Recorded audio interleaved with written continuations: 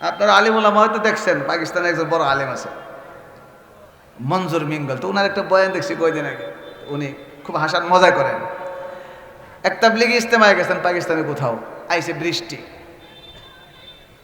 তো বৃষ্টি আসলে আল্লাহর নবী দোয়া শিখিয়েছেন, আল্লাহুম্মা হাওয়ালাইনা ওয়ালা আলাইনা, আল্লাহুম্মা হাওয়ালাইনা ওয়ালা আলাইনা।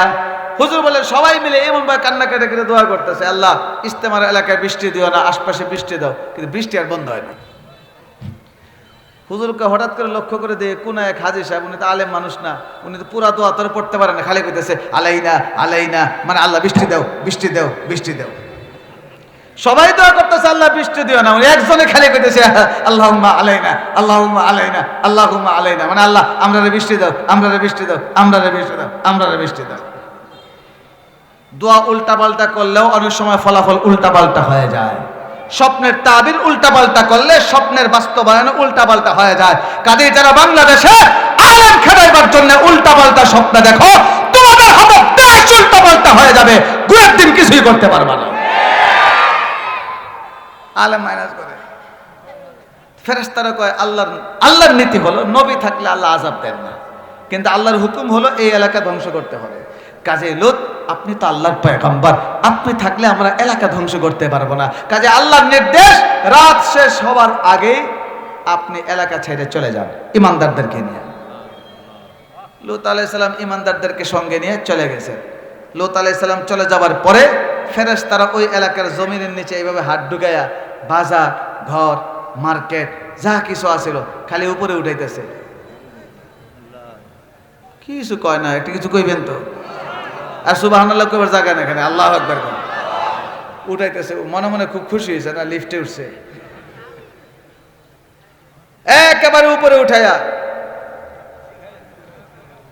কথা কয় না।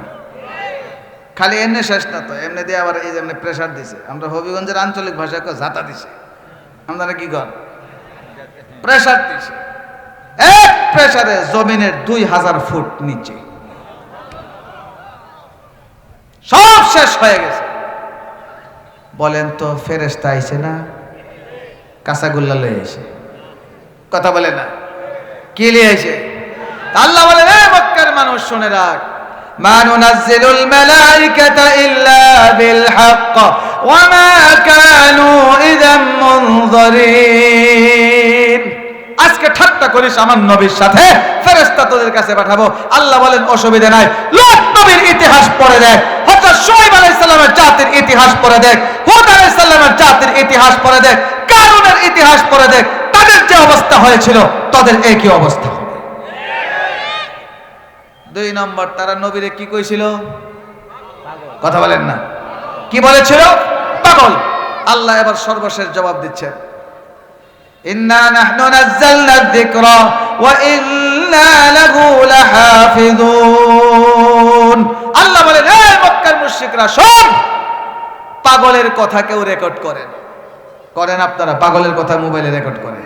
পাগলের বক্তব্য কেউ রেকর্ড করে না, পাগলের বক্তব্য কেউ ডায়েরি করে না, পাগলের বক্তব্য কেউ খাতায় লেখে না, পাগলের প্রলাপ পড়ে। আল্লাহ বলেন, তোরা কোরআনের কারণেই আমার নবীকে পাগল বলছিস। শোনো, এই কোরআন কোন পাগলের কিতাব নয়, এটা আমি আল্লাহর কিতাব, আমি নাজিল করেছি, কিয়ামত পর্যন্ত আমি আল্লাহ হেফাজত করব। পাগলের কথা কেউ হেফাজত করে না। এখন বলেন তো, আল্লাহর এই কোরআন আছে তো দুনিয়া নাকি? এই কোরআন মিটানোর জন্য বহু চেষ্টা করা হয়েছে, বহু চেষ্টা করা হয়েছে। অবাক হয়ে যাবেন, আল্লাহর আয়াত যে কত জীবন্ত, আল্লাহর ঘোষণা যে কত জীবন্ত। মাত্র 1 মাস আগে সফর করলাম উজবেকিস্তান, ইমাম বুখারীর দেশ, ইমাম তিরমিজির দেশ, বাহাউদ্দিন নকশবন্দির দেশ, আবুল্লাহ সামারকান্দির দেশ, তারপরে খাজা উবাইদুল্লাহ আহরারের দেশ, তারপরে মাতুরিদির আবু মনসুর মাতুরিদির দেশ, সবগুলো কবর আলহামদুলিল্লাহ জিয়ারত করেছি। এই মধ্য এশিয়াটা, রাশিয়া একেবারে যখন সোভিয়েত ইউনিয়নের উত্থান হয়েছিল তখন পুরো মিসমার করে ফেলেছিল, এমন হয়েছিল। আরে এখন গাজার উপরে কি নির্যাতন ইসরায়েলের, এর চেয়ে মারাত্মক নির্যাতন হয়েছে সেই মধ্য এশিয়ার মুসলিম রাষ্ট্রগুলোর উপরে। একটা গ্রামের মুসলমানরা রাতের নামাজ পড়ে ঘুমিয়েছে, সকালবেলা দেখা গেছে পুরো গ্রামের মানুষকে রাসায়নিক অস্ত্র দিয়ে রাশিয়া ধ্বংস করে ফেলেছে। এরকম বহু ইতিহাস। দীর্ঘদিন পর্যন্ত সেখানে মসজিদ বন্ধ ছিল, মাদ্রাসা বন্ধ, এমনকি মুসলমান তার মুসলমানিত্বের পরিচয় নিয়ে রাস্তায় বের হতে পারে না। কেউ উচ্চস্বরে কালিমা পর্যন্ত পড়তে পারছে না, আজান দিবে দূরের কথা। কিন্তু সেই এলাকায়ও এখন আলহামদুলিল্লাহ আবার দেখা যায় মাদ্রাসাগুলো ওপেন হচ্ছে, হাফেজ হচ্ছে, মসজিদে আজান হচ্ছে, নামাজ হচ্ছে, বড় বড় মাদ্রাসা আবার তৈরি হচ্ছে। ইমাম বুখারী রাহমাতুল্লাহ আলাইহি তিরমিজিদের কবরগুলো অক্ষুণ্ণ আছে। মুহতারাম হাজিরিন, সেখানে রাশিয়াও চেষ্টা করেছিল কোরআনের আওয়াজকে মিটিয়ে দেওয়ার জন্য, কিন্তু সেখান থেকে রাশিয়া কোরআনের আওয়াজ মিটাতে পারে নাই। বুখারার প্রধান বিচারপতি, ওনার বাসায় আমরা দাওয়াত খেতে গেলাম। উনি বিশেষভাবে দাওয়াত করেছেন আমাদেরকে সন্ধ্যার পর। ওনার বাসায় মাগরিবের নামাজ পড়লাম, দাওয়াত খেতে বসা ওনাকে জিজ্ঞেস করলাম যে রাশিয়ার যখন এই দেশটা দখল করলো, সেই সোভিয়েতের সময় আপনি কিভাবে আলেম হলেন, হাফেজ হলেন, আপনি কিভাবে লেখাপড়া করলেন? উনি বলেন অত্যন্ত গোপনে, ঘরের দরজা বন্ধ করে গোপনে। অনেক ইতিহাস আছে, অনেকে মাটির নিচে গর্ত করে করে কোরআনের চর্চা করেছে। কোরআনের চর্চা কেমনে করলো? কোরআন তো ছিল না, সব জ্বালায় দিয়েছিল। ওই সময় দেখা যায় কোরআনের কোনো কপি নাই, কাগজের কোনো কপি নাই, কিন্তু অনেক হাফেজ তারা মাটির নিচে গর্ত করে, পাহাড়ের নিচে গর্ত করে, তারা নাতিদেরকে, সন্তানদেরকে নিজের সিনার থেকে কোরআন মুখস্থ করাইছে। জোরে বলেন সুবহানাল্লাহ। আল্লাহ পাক রব্বুল আলামিন মক্কার মুশরিকদের জানায় দিলেন, তোরা কোরআনের কারণে আমার হাবিবকে পাগল বলিস। আল্লাহ বলেন, না, এই কোরআন আমি নাযিল করেছি, কিয়ামত পর্যন্ত আমি এই কোরআনের হেফাজত করব। এবং আল্লাহ এখানে বলেছেন লাহাফিজুন, এটা বহু বচনের শব্দ, এক বচনের শব্দ না। রব্বুল আলামিন তো একজন, আল্লাহ লাহাফিজুন বহু বচনের শব্দ কেন ব্যবহার করলেন? মুফাসসিরিনে কেরাম ব্যাখ্যায় বলেন, আল্লাহ পাক রব্বুল আলামিন এখানে লাহাফিজুন বহু বচনের শব্দ ব্যবহার করে ইঙ্গিত করেছেন, হে পৃথিবীর মানুষ, এই কোরআনটাকে আমি হেফাজত করব, একজন মানুষের মাধ্যমে না।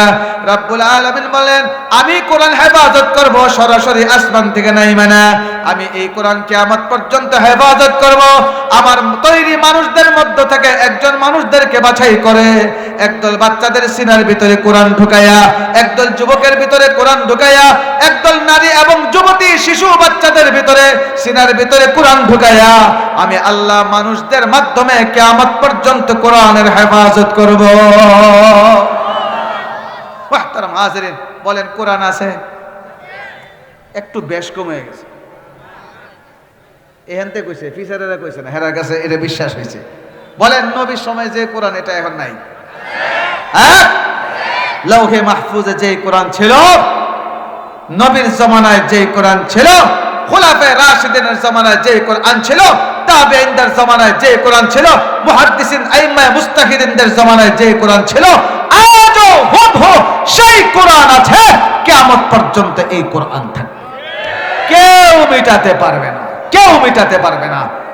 এমনকি আল্লাহ না করুক ওই রাশিয়ার মতো, স্পেনের মতো অবস্থা যদি হয়, এই বাংলাদেশের যে কোনো জালেম এসে আবির্ভাব হয়ে গেল, সারা বাংলাদেশে সব মাদ্রাসা বন্ধ করে দিল, সমস্ত কাগজের কোরআনগুলো মসজিদ থেকে, মাদ্রাসা থেকে বের করে আগুন দিয়ে জ্বালাই দিল, বঙ্গোপসাগরে ডুবাই দিল, তবুও কোরআন মিটাতে পারবে না।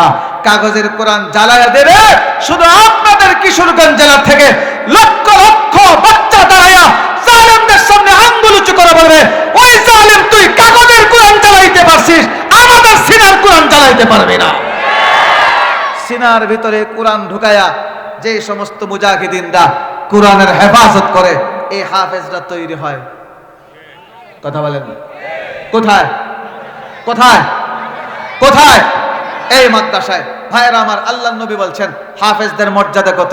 এই দুনিয়ায় এখন বাংলাদেশের হাফেজরা যখন বাইরের থেকে পয়রা আসে, ওরা যখন প্রাইজ নিয়ে আসে, প্রতিযোগিতা করে ফার্স্ট হয়ে আসে, আমরা সংবর্ধনা দেই না? ক্রেস্ট দেই, টাকা দেই, স্বর্ণের মেডেল দেই, বিমানবন্দরে গিয়ে সম্বর্ধনা দেই। এটা কোনো বেদাত না।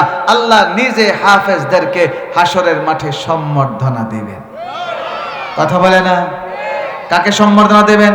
হাফেজদেরকে সম্বর্ধনা দেবেন। যারা হাফেজের পিতামাতা তাদেরকে সম্বর্ধনা দেবেন। এখন আপনারা যদি কেউ বলেন, আমার তো হুজুর ছেলে নাই, আমার বাচ্চা নাই, আমি হাফেজ বানাতে পারি নাই, আমি নিজে হাফেজের বাবা হতে পারি নাই, আমার কি সম্মান পাওয়ার কোনো সুযোগ আছে? নবী বলেন, অসুবিধা নাই। তোমার সন্তান হাফেজ হতে পারে নাই, তুমি কোরআনের হাফেজ হতে পারো নাই, তোমার এলাকায় কোন মাদ্রাসা মক্তবে কোন একটা হাফেজের খেদমত যদি করো, রব্বুল আলামিন তোমাকেও পুরস্কৃত করবেন। আল্লাহ বলবেন, যা, দুনিয়ায় তো নেক আমল করতে পারিস নাই, জাহান্নামের লিস্টে একজন নাম ছিল, কিন্তু ওই যে হাফেজ তার খেদমত করেছিস, ওই হাফেজের পিছনে পিছনে তুইও জান্নাতে যা। কাজে হাফেজদের খেদমত করে জান্নাতে যেতে প্রস্তুত আছি আমরা সবাই? হাত উঁচু করে দেখান, প্রস্তুত আছি? আমরা হাফেজদের খেদমত করবো ইনশাআল্লাহ। আরো জোরে বলেন ইনশাআল্লাহ। আল্লাহ পাক রব্বুল আলামিন আমাদের ঈমান আকীদ এই জজবা আল্লাহ কবুল আর মঞ্জুর করুন। ওয়া আখিরু দাওয়ানা আনিল হামদুলিল্লাহি রাব্বিল আলামিন। আসসালামু আলাইকুম ওয়া রাহমাতুল্লাহি ওয়া বারাকাতুহু।